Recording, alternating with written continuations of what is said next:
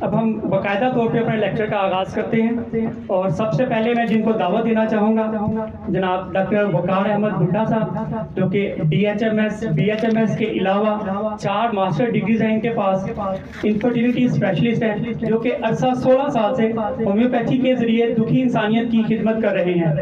ان کے دل میں لوگوں کی ہمدردی کا اندازہ آپ اس بات سے لگا سکتے ہیں کہ انہوں نے اپنی ایگزیکٹو جاب جو ہے صرف انسانوں کی خدمت کے لیے چھوڑ دی، اور ہومیوپیتھی میں انہوں نے قدم رکھ لیا۔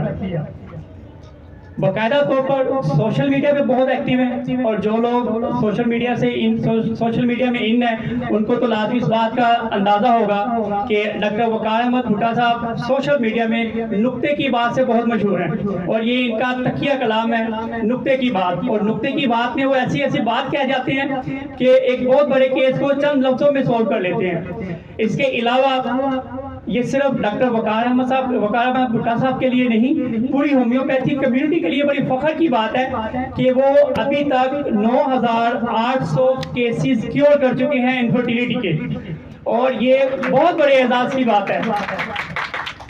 اب میں مزید آپ سب کے درمیان حائل نہیں ہوتا، میں فوری طور پہ دعوت دیتا ہوں جناب ڈاکٹر وقار احمد بھٹا صاحب سے، سر پلیز آپ تشریف لائیں اور اپنے علم کے موتیوں سے ہمیں بھی مستفید ہونے کی توفیق دیں۔ آج جناب ڈاکٹر وقار احمد بھٹا صاحب آپ لوگوں کی بھرپور تالیوں میں، جو کہ آپ لوگوں کے لیے راولپنڈی سے تشریف لائے ہیں۔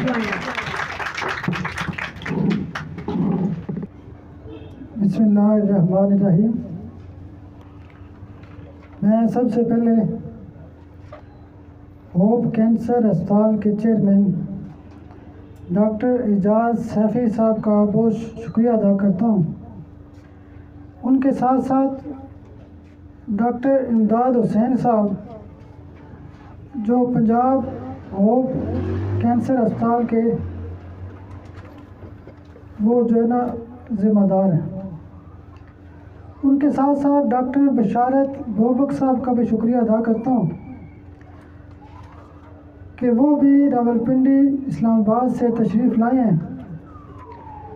میری ڈیوٹی تو میل سبجیکٹ کے حوالے سے لگائی گئی تھی، چونکہ میرا زیادہ ایکسپیرینس بھی میل کیسز کے حوالے سے تھا، لیکن انہوں نے بھی محبت کا اظہار کیا کہ فی میل کے اوپر بھی لیکچر دینے کی تیاری کی۔ میں ان کا بھی مشکور ہوں۔ ڈاکٹر صاحب نے تھوڑی دیر پہلے میرا تعارف کروایا ہے، مزید تو میں کچھ نہیں کہنا چاہتا، لیکن اتنا ضرور کہنا چاہتا ہوں کہ مردانہ بانجھ پن کے حوالے سے یا انفرٹیلٹی کے حوالے سے میرا یہ سبجیکٹ کیسے بنا۔ بنیادی طور پر راولپنڈی کے اندر ایک نامور ہومیوپیتھ کا نام ڈاکٹر نور محمد صاحب تھا۔ اب وہ ان کی ڈیتھ ہو چکی ہے، لیکن میرے جو استاد محترم تھے وہ ڈاکٹر نور محمد صاحب کے شاگرد تھے، تو وہ بھی بے اولادی کے حوالے سے، گائنی کے حوالے سے پاکستان بھر میں کیسے دیکھتے تھے، تو ان کی فیض لے کے میں آج لاہور میں آپ کی خدمت میں حاضر ہوں۔ بنیادی طور پر سب سے پہلے ہم یہ دیکھ لیتے ہیں کہ میل انفرٹیلٹی کیا ہے۔ جب شادی کے 1 سال تک بچہ پیدا نہیں ہوتا، یعنی میاں بیوی اکٹھے رہتے ہیں، اس کے باوجود بچے کی خواہش کرنے کے باوجود بھی بچہ پیدا نہیں ہوتا، تو ایسی کیفیت کو مردانہ بانجھ پن یا زنانہ بانجھ پن بھی کہا جاتا ہے۔ تو چونکہ میں میل انفرٹیلٹی کے حوالے سے بات کرنا چاہ رہا ہوں، تو اس کی بنیادی طور پہ جو مرکزی 2 قسمیں ہوتی ہیں۔ سب سے پہلے جو پہلی قسم ہے وہ پرائمری انفرٹیلٹی ہے۔ ہومیوپیتھک سسٹم بہت آسان ہے، اس کے جو بھی معاملات ہوتے ہیں ان کو توجہ سے سمجھنے کی ضرورت ہے۔ ہم بعض اوقات چیزوں کو رٹا لگانے کی کوشش کرتے ہیں، لیکن ایسی بات نہیں ہے، ہمیں جو بھی نقطہ ہوتا ہے اس کو سمجھنے کی ضرورت ہے۔ آواز آ رہی ہے؟ تو جیسے پرائمری انفرٹیلٹی کا لفظ ہے، تو پرائمری جیسے اسکول ہوتا ہے تو چھوٹا بچہ یعنی فرسٹ ٹائم اسکول میں جاتا ہے، تو اسی طرح کر کے پرائمری انفرٹیلٹی سے یہاں مراد یہ لیا جائے گا کہ شادی کے بعد پہلا بچہ ہی پیدا نہیں ہو رہا۔ تو اسی طرح کر کے اس کی جو مختلف وجوہات ہیں، علامات ہیں، اور اس کا جو علاج ہے اس کے اوپر ہم انشاءاللہ بات کریں گے تفصیل سے۔ اس کے ساتھ ساتھ جو دوسری عام وجہ ہوتی ہے وہ سیکنڈری انفرٹیلٹی ہوتی ہے۔ تو پرائمری کی طرح سیکنڈری جیسے بعد والا جو ایک اسکول کا حصہ ہوتا ہے، تو سیکنڈری انفرٹیلٹی میں یہ ہوتا ہے کہ ایک آدھ بچہ پیدا ہو جاتا ہے لیکن دوسرا بچہ پیدا نہیں ہوتا، دوسرا یا تیسرا بچہ پیدا نہیں ہوتا، تو ایسی کیفیت کو سیکنڈری انفرٹیلٹی کہا جاتا ہے۔ تو اس میں تھوڑی سی تفصیل یہ بتانا چاہوں گا کہ جب پرائمری انفرٹیلٹی ہوتی ہے تو بڑے افسوس کے ساتھ کہنا چاہ رہا ہوں کہ عام طور پر یہ ہوتا ہے کہ شادی کے بعد خاتون کو بھیج دیا جاتا ہے، جی آپ علاج کرائیں، آپ چیک اپ کرائیں۔ تو مختلف گائنی کی ڈاکٹرز یا جو بھی ان کو ڈیل کرتی ہیں وہ 1 سال 1.5 سال تک ان سے فیسیں بھی لیتے رہتے ہیں، اور ان کا کبھی الٹرا ساؤنڈ ہو رہا ہے اور کبھی کچھ ہو رہا ہے، تو وہ معاملات چلتے رہتے ہیں۔ تو 1-1.5 سال کے بعد یہ فیصلہ کیا جاتا ہے کہ نہیں جی آپ اپنے میاں کے بھی ٹیسٹ کروا لیں، تو یہ مناسب نہیں ہے۔ میرا علم یہ کہتا ہے کہ چونکہ مرد نے شادی کی ہوتی ہے، مرد پہلے 1 ہوتا ہے، پھر بعد میں شادی کے بعد وہ 2 ہوتے ہیں، پھر 2 سے 3 اور 4 ہونا چاہتے ہیں۔ تو اسی طرح کر کے اصول یہ کہتا ہے کہ سب سے پہلے مرد کا علاج کیا جائے، مرد کے معاملات کو سمجھا جائے، یعنی کہ مرد کی جو جراثیم کی رپورٹ ہے اس کو فوکس کیا جائے، سب سے پہلے چیک کیا جائے۔ تو پرائمری انفرٹیلٹی میں یہ ہوتا ہے کہ سب سے پہلے اصولی طور پر یہ ہونا چاہیے کہ مرد کی جو سیمن انالیسز ہوتی ہے، سیمن رپورٹ ہوتی ہے، اس کو چیک کیا جائے۔ تو انشاءاللہ سیمن رپورٹ کے حوالے سے بھی تفصیل سے آپ سے بات ہوگی۔ تو اگر مرد کی جراثیم کی رپورٹ ٹھیک ہے تو پھر ہمیں آگے بڑھنے کی ضرورت ہے۔ میں اپنی پریکٹس کے حوالے سے خاص نقطہ یہ بھی شیئر کرنا چاہ رہا ہوں کہ جب بھی کوئی میاں بیوی ہمارے پاس رابطہ کرتے ہیں تو میں 2 چیزیں ضرور پوچھتا ہوں۔ ایک نقطہ یہ ہوتا ہے کہ آپ کی جو رپورٹ ہے، سیمن کی رپورٹ کیسی ہے، اگر ہے تو وہ دکھا دیں۔ اکثر لوگ کہتے ہیں کہ جی ہماری رپورٹیں ٹھیک ہیں، میری رپورٹ ٹھیک ہے۔ تو اس کو نقطہ یہ ہوتا ہے کہ رپورٹ کو دیکھنا ڈاکٹر کے لیے بڑا ضروری ہوتا ہے، رپورٹ دیکھے بغیر آگے نہیں بڑھنا چاہیے۔ بعض اوقات رپورٹ مریض سمجھتا ہے کہ ٹھیک ہے لیکن وہ رپورٹ نارمل نہیں ہوتی، اس کے اندر کوئی نہ کوئی مسائل ہوتے ہیں۔ تو اسی طرح دوسرا جو زبانی کلامی نقطہ پوچھنا چاہیے اس میاں بیوی یعنی جوڑے سے پوچھنا چاہیے، وہ سوال ہوتا ہے جی یعنی ڈاکٹر کو ججمنٹ کرنی چاہیے کہ خاتون کا وزن کتنا ہے۔ جن خواتین کا بچیوں کا وزن زیادہ ہوتا ہے ان کے تو مسائل ہو سکتے ہیں، لیکن جو بچیاں سمارٹ ہوتی ہیں، خواتین سمارٹ ہوتی ہیں، 90% یہ سمجھا جاتا ہے کہ ان کے اندر کسی قسم کا فالٹ انشاءاللہ نہیں ہوگا۔ تو جب یہ پتہ چلتا ہے، یعنی اگر اس کا میاں مشورہ کے لیے آیا ہوا ہے تو یہ پتہ چلتا ہے جی ان کی مسز سمارٹ ہے، ان کا وزن زیادہ نہیں ہے، تو اس میں یعنی یہ شورٹی ہو جاتی ہے کہ وزن اگر کم میں خاتون سمارٹ ہے تو مسائل نہیں ہوں گے، باقی چیزیں لیول نارمل ہوں گے۔ تو سیکنڈری انفرٹیلٹی کے اندر ایک نقطہ یہ ایڈ کرنا چاہتا ہوں کہ بہت سارے لوگ آتے ہیں، وہ کہتے ہیں کہ ڈاکٹر صاحب ایک بچہ ہے دوسرا نہیں ہے، تو اس میں یہ مسٹیک ہو رہی ہوتی ہے کہ سیکنڈری انفرٹیلٹی میں کہ وہ بندہ کہتا ہے کہ میرا تو ایک پہلے بچہ ہے، اس کا مطلب ہے کہ میری رپورٹ ٹھیک ہے۔ نقطہ یہ ہوتا ہے کہ گاڑی بھی 5 سال کے بعد کام نکالتی ہے، تو چانس یہ بھی ہو سکتے ہیں کہ ہو سکتا ہے کہ 2 4 5 سال بعد مرد کی جراثیم کی رپورٹ خراب ہو گئی ہو۔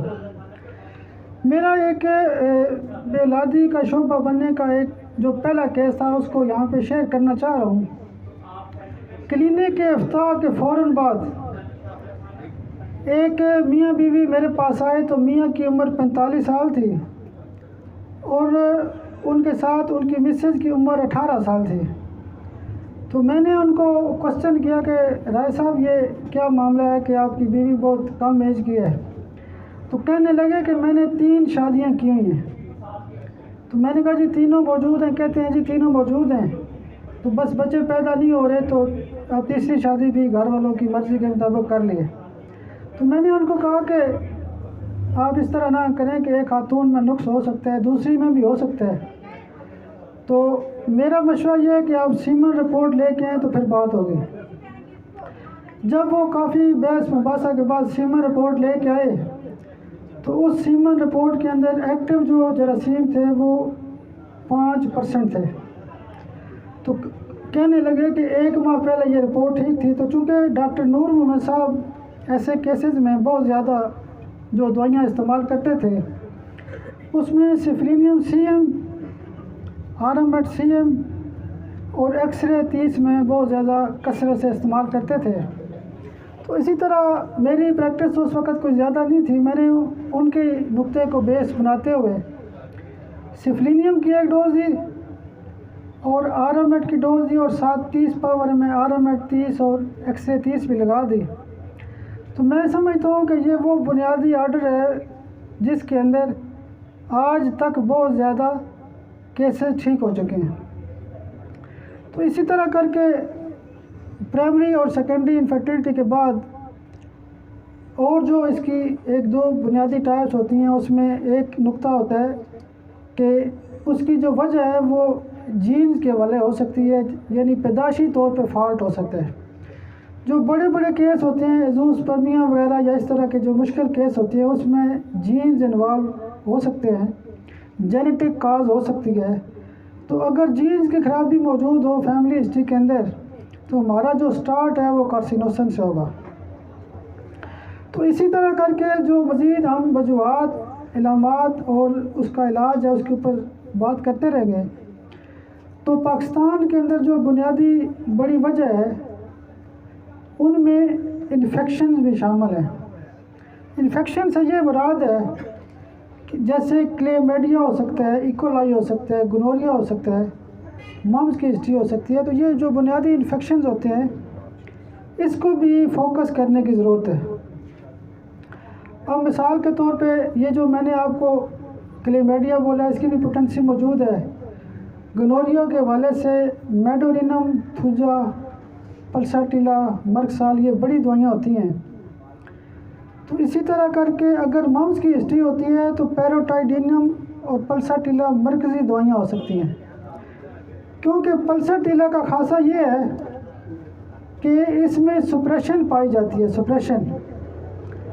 تو اسی طرح کر کے جو مزید وجوہات ہوتی ہیں ان کو ذکر کرنے سے پہلے ایک نقطہ یہ بتانا چاہوں گا کہ انفیکشن میں ایک چیز اور ایکسپیرینس میں دیکھی گئی ہے کہ بعض اوقات خواتین کو بھی مختلف انفیکشنز ہوتے ہیں، مثلا ان کا ٹارچ پروفائل پازیٹیو ہوتا ہے، تو اس ٹارچ پروفائل کی وجہ سے جیسے ٹاکزوپلازموسس ہے، روبیلا ہے، ہرپیز ہے، اس طرح کے جو انفیکشنز ہوتے ہیں، اگر کسی خاتون کا یہ ٹارچ پروفائل پازیٹیو ہے تو اس میں بہت زیادہ چانس ہوتا ہے کہ اس کی جو مرد کی جراثیم کی رپورٹ ہے وہ بھی خراب ہو سکتی ہے۔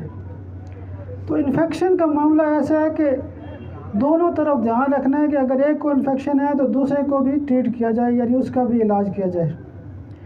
میری پریکٹس کے اندر جو 9800 کے لگ بھگ کیسز ٹھیک ہوئے ہیں، میری کوشش ہوتی ہے کہ علاج دونوں کا کیا جائے۔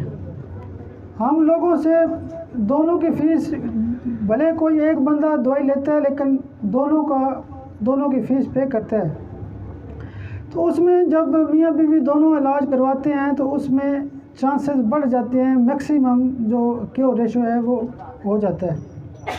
تو اس لیے آپ بھی کوشش کریں کہ دونوں کا علاج کریں۔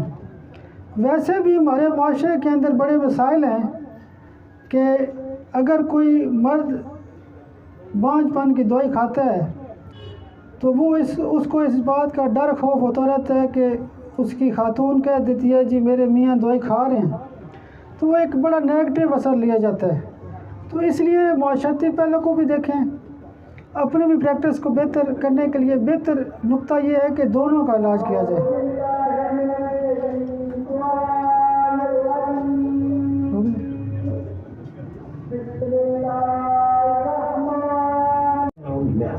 जब भी हेलो हेलो जब भी बॉडी के अंदर मौजूदा इन्फेक्शन या कोई भी टीबी के असरात या कोई चीज़ डेवलप हो रही होती है तो उसकी दवाई होती है बेसिलिनियम। और जब टीबी हो चुकी होती है, हिस्ट्री के अंदर टीबी मौजूद होती है, फैमिली हिस्ट्री के अंदर, या वैसे पेशेंट को कोई टीबी हो जाती है तो उसकी जो दवाई होती है वो ट्यूबरकुलाइनम होती है। तो बॉडी के अंदर जिस तरह मुख्तलिफ़ किस्म के हिस्सों में टीबी पाई जाती है, दिमाग की टीबी हो सकती है, उसके अलावा स्किन की हो सकती है, उसके अलावा पेट की हो सकती है, तो इसी तरह टेस्टिस की टीबी भी पाई जाती है। तो उसके लिए ख़ास दवाई बेसिलिनियम टेस्टिकम यूज़ की जाती है जो बहुत गहरा असर करती है, बहुत फ़ायदा करती है। इसी तरह करके बाकी वजूहात के अंदर सेक्सुअल ट्रांसमिटेड डिजीज़ ये एक बहुत बड़ा मसला है। इसके हवाले से मेडोरिनम, थूजा, इस तरह की दवाइयाँ इस्तेमाल की जाती हैं। उसके अलावा यूटीआई का मामला बहुत ज़्यादा होता है। अक्सर लोगों को यूटीआई की कंप्लेन रह चुकी होती हैं।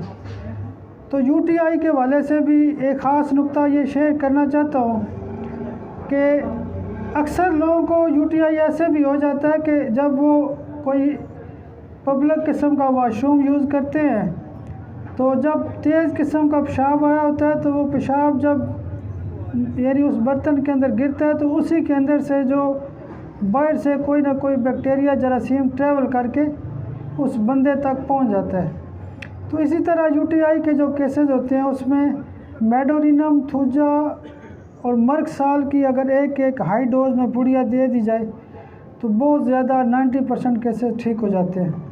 उसके अलावा जो जनरल दवाइयाँ हैं, पल्साटिल है, कैंथरेस है, एपस, इस तरह की दवाइयाँ इस्तेमाल हो सकती हैं। उसके अलावा वेरिकोसील के बहुत ज़्यादा मसाइल हैं हमारे मुल्क के अंदर। इनफर्टिलिटी के हवाले से, बांझपन के हवाले से अक्सर देखा गया है कि जो मर्द हज़रात होते हैं जब उनके बांझपन के हवाले से केसेस आते हैं तो उसमें वेरिकोसील का इशू होता है। अल्ट्रासाउंड के अंदर यानी ये डायग्नोज होता है कि इस बंदे को वेरिकोसील का मसला है। एक और तजर्बे की बात यह है कि जब भी कोई बंदा रिपोर्ट लेके आता है तो उसकी जरासीम की रिपोर्ट 5% के लगभग होती है, यानी 3% है, 5% है, 6% है। तो इसमें 90% चांस होता है कि ऐसे केस वेरिकोसील के होते हैं, यानी 5-7% से ऊपर रिपोर्ट जाती ही नहीं है। तो आप बगैर यानी उसके टेस्ट कराए भी कह सकते हैं कि ये वेरिकोसील का केस है और उसको वेरिकोसील के हवाले से ट्रीट करें। वेरिकोसील से मुराद ये होता है कि जो टेस्टिस के अंदर जो बारीक किस्म की नालियाँ होती हैं वो डैमेज हो जाती हैं, स्वेल कर जाती हैं, गड़बड़ हो जाती हैं। तो उसको ठीक करने के लिए पल्साटिला टॉप की दवाई है। पल्साटिला 200 रोज़ाना दें। उसके साथ साथ एब्रोटीनम इसकी मरकज़ी दवाई है। हीमामालस, लेक्सिस लेफ़्ट साइड के वेरिकोसील में और राइट साइड के वेरिकोसील में लाइको जो है 200, वो भी बहुत ज़्यादा केसेस ठीक कर सकती है। तो इसमें नोसोड्स के हवाले से एक आध डोज मेडोरिनम की दे सकते हैं। उसके अलावा हमारे यहाँ बहुत ज़्यादा केसेस एजाकुलेशन के हवाले से भी हैं। बाज़ बात ये होता है कि मियाँ बीवी जब बच्चा पैदा करने की कोशिश कर रहे होते हैं तो एजाकुलेशन के भी मसाइल होते हैं कि स्पर्म जो हैं वो पूरी तरह एग को पेनिट्रेट नहीं करते, यानी स्पीड के साथ स्पर्म आगे तक नहीं पहुँचते हैं।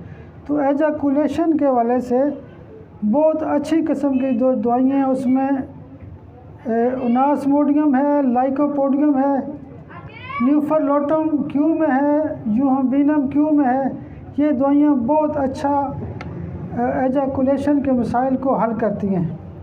उसके अलावा अगर इरेक्शन के भी मसाइल होते हैं मर्दों को तो उसमें इग्निशिया आरमेट ओनास्मोडियम की एक आध पुड़िया दे दें और उसके साथ साथ यूहम्बीनम और न्यूफरलोटम क्यू में देते हैं तो ये मसाइल बहुत अच्छे ठीक हो सकते हैं।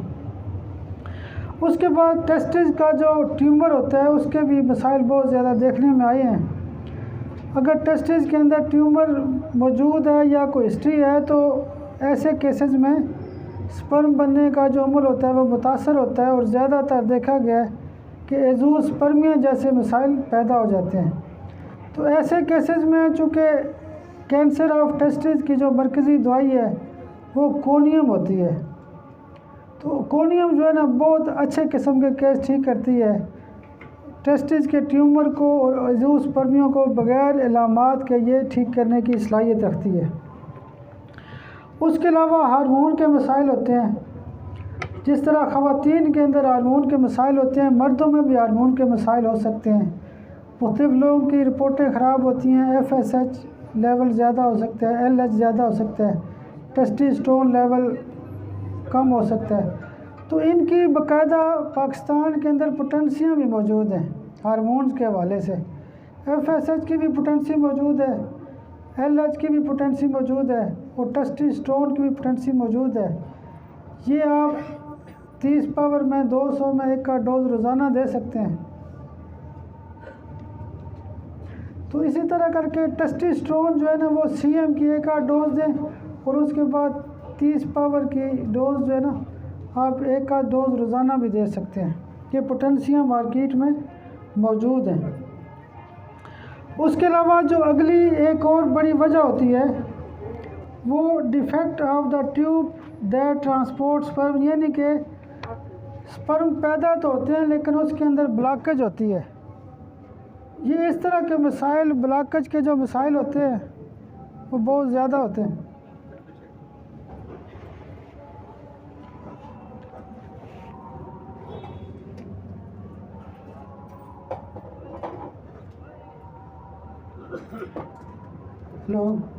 جو بلاکج کے مسائل ہوتے ہیں اس میں پلساٹیلا بہت اچھا کام کرتی ہے، تھوجا، سفلینیم آرامٹ یہ بلاکج کو کھولتی ہے، ٹیوبر کی ایک آدھ ڈوز دیں گے تو یہ بلاکج کو کھولنے کی صلاحیت رکھتی ہیں۔